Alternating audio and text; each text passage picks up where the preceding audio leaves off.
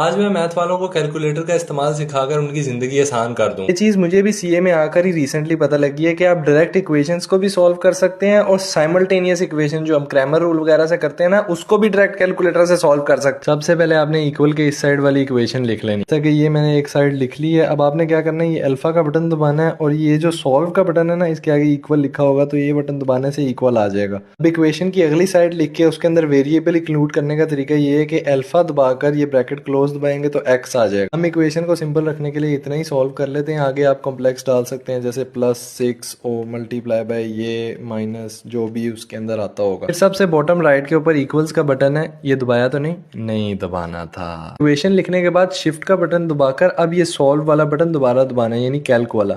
ये भाई आपसे पूछ रहा है कि सॉल्व फॉर एक्स कर दें, तो अब जाकर आपने इक्वल्स दबाना है।